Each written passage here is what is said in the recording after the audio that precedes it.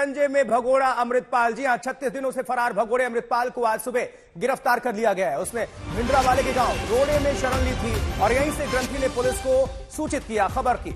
सुबह 7 बजे पुलिस ने उसे हिरासत में ले लिया। सरेंडर से पहले अमृतपाल ने गुरुद्वारे में प्रवचन भी दिया है, जिसकी तस्वीरें आपको हम दिखा रहे हैं। पुलिस बठिंडा एयरपोर्ट से उसे डिब्रूगढ़ की जेल लेकर जाएगी अब, और अगले कुछ मिनट्स के भीतर फ्लाइट से अमृतपाल को डिब्रूगढ़ रवाना कर दिया जाएगा।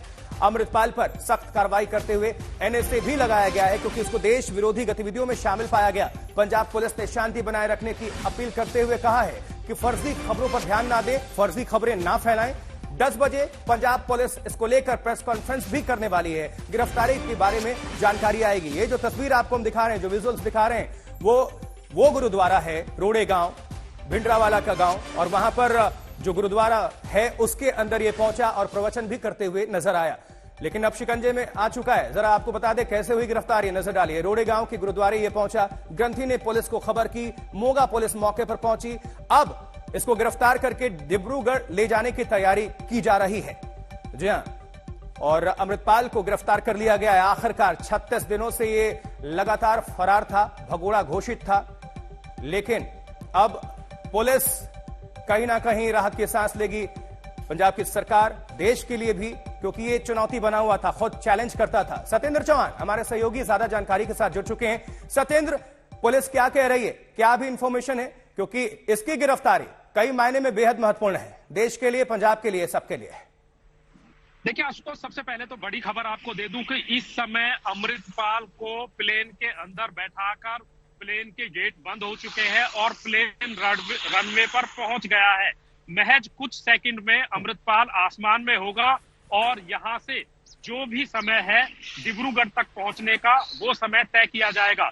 लेकिन अमृतपाल की किताब आज बंद हो रही है और इसके साथ अब वो पन्ने खुलेंगे जिनमें देश के खिलाफ गहरी साजिश थी, जिन पन्नों में वो कहानी लिखी गई है कि आखिरकार अमृतपाल किन लोगों की मदद से, किस तरीके से देश के अंदर रहकर देश को तोड़ने की बात कर रहा था, खालिस्तान के सपने देख रहा था और उन भोले भाले लोगों को अपना सहयोगी बना रहा था, अपने समर्थन में ला रहा था, जिनका अमृतपाल से कोई लेना देना नहीं है।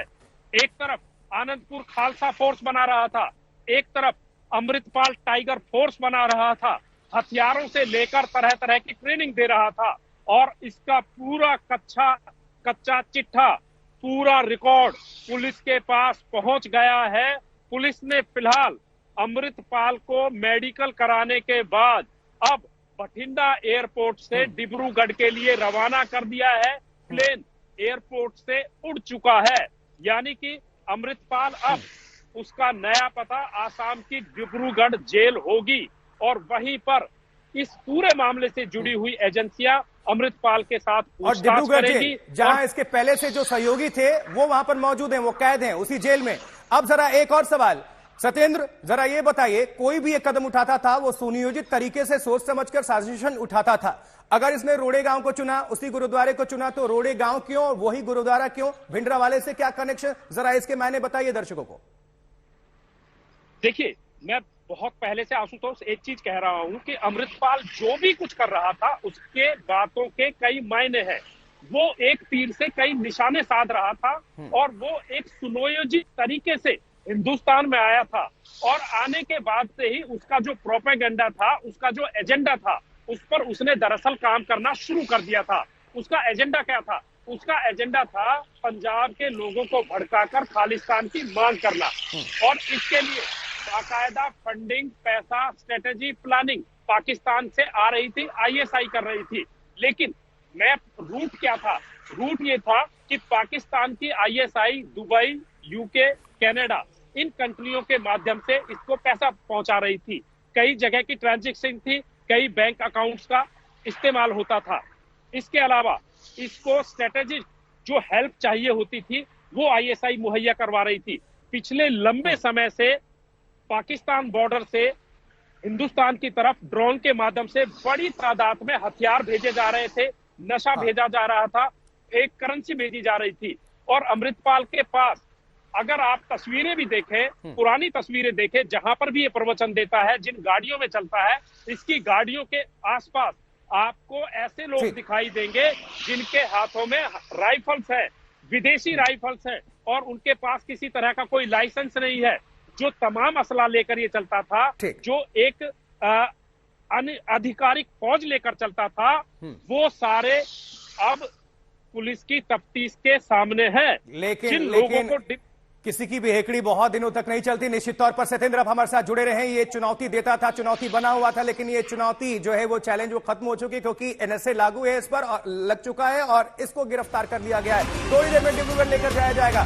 बड़ी खबर दर्शकों को बता दें, अमृतपाल भगोड़ा फरार, इसको गिरफ्तार कर लिया है पंजाब पुलिस ने। मोगा गुरुद्वारे में सरेंडर करने पहुंचा था, वहां से इसको गिरफ्तार किया गया रोड़े गांव में, और अब जानकारी है कि भटिंडा एयरपोर्ट ये पहुंच चुका है। प्लेन के अंदर इसको बिठा लिया गया और कभी भी कुछ मिनट्स में ये फ्लाइट टेक ऑफ कर लेगी। स्पेशल विमान है और इसको असम के डिब्रूगढ़ जेल लेकर जाया जाएगा और उसके कई सहयोगी पहले से उस जेल में बंद है।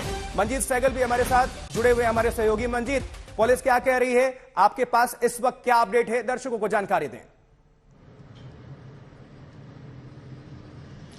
देखिए, पुलिस ने सिर्फ इतना कंफर्म किया है कि अमृतपाल सिंह को रोडे गांव से गिरफ्तार कर लिया गया है और इसके बारे में ज्यादा जानकारी अभी 10 बजे प्रेस कॉन्फ्रेंस होगी, उसमें मिलेगी कि अमृतपाल सिंह के साथ कौन लोग थे, उसे एग्जैक्टली कितने बजे गिरफ्तार किया गया। लेकिन सूत्र बता रहे हैं कि सुबह 7 बजे अमृतपाल सिंह को रोडे गांव के गुरुद्वारे से गिरफ्तार किया। कल रात को ही वो वहां पर पहुंच गया था और अकाल तख्त के पूर्व जत्थेदार ने यह दावा किया है कि उसकी इतला पुलिस को दे दी गई थी। सुबह तड़के जब अमृतपाल सिंह ने स्नान किया, बाकायदा 5 बाणियों का पाठ किया और जो लोग गुरुद्वारा में मौजूद थे उन सभी को संबोधित किया और उसके बाद उसने कथित तौर पर सरेंडर किया। हालांकि पुलिस इसे गिरफ्तारी मान रही है और इस बारे में जो अभी ज्यादा जानकारी है वो पुलिस की प्रेस कॉन्फ्रेंस में साफ होगी। तो कुल मिलाकर अमृतपाल सिंह इस वक्त पुलिस की गिरफ्त में है। उसे भटिंडा एयरफोर्स स्टेशन लिया जा रहा है, वहीं से उसको डिब्रूगढ़ की जेल में भेजा जाएगा, क्योंकि पुलिस उसको ज्यादा समय तक पंजाब में रखने के लिए सही नहीं मान रही है, क्योंकि अमृतपाल सिंह के समर्थक कुछ दिन पहले ही